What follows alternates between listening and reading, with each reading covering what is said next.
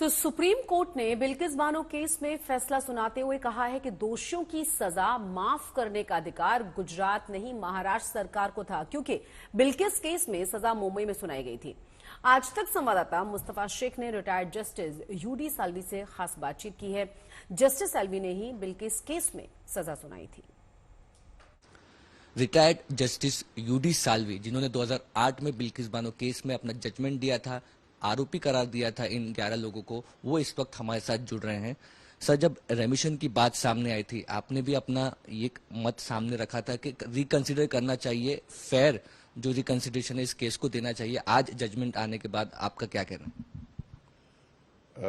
एक तो जब ये पहला जो ऑर्डर हुआ गुजरात गवर्नमेंट का, उनने मुझसे कुछ मांगा नहीं था, ओपिनियन वगैरह कुछ नहीं था। अभी जो जजमेंट आया है वो judgement is very encouraging and will infuse confidence amongst the people of India.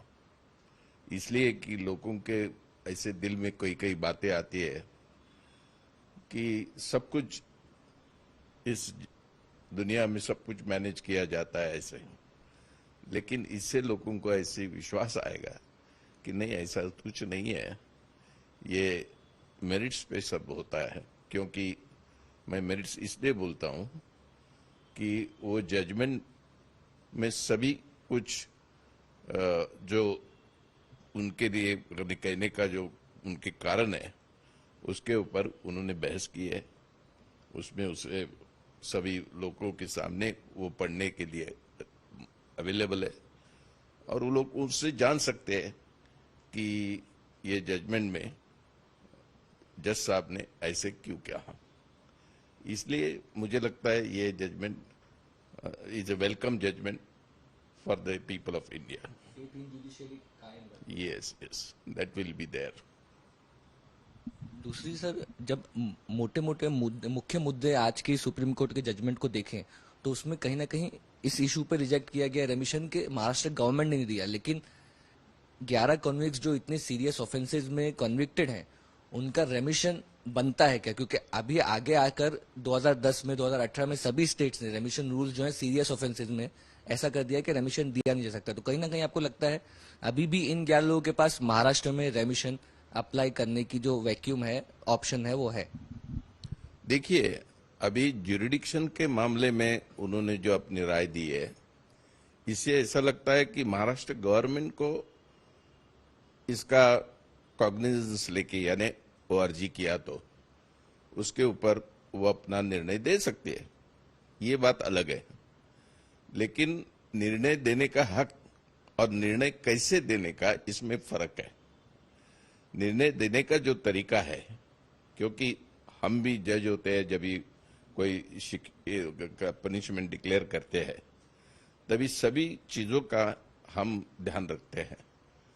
उस ये जो घटना हुई वो कैसी हुई, उसमें सफरिंग कितने हुए, किस लोग को किनको हुए, और एक्यूज का भी कंडीशन क्या था, वो उनसे स्थिति में उन्होंने ये गुनाह किया, ये सब चीजें ध्यान में रखे उसके हम उनको शिक्षा देते हैं।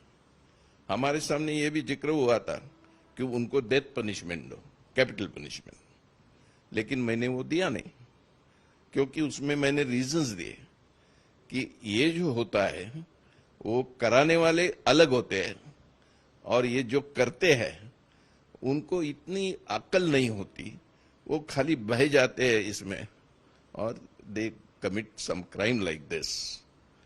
इसलिए और सभी लोगों को भी हम कह नहीं सकते कि इसने ये किया, इसने ये किया, क्योंकि वो ग्रुप था और बिल्किस बानो ने सिर्फ ये कहा कि हम वहां थे, मैं छुप गई थी खंडर के पीछे, एक बड़ी रॉक था इसके पीछे, और उनके साथ जो लोग होते वो मारे गए, और वो ग्रुप में जो लोग थे मारने वाले उनको उन्होंने पहचाना, लेकिन उन्होंने इसने ये किया, इसको काटा, ये किया, इससे ऐसी एग्जैक्ट कहा नहीं।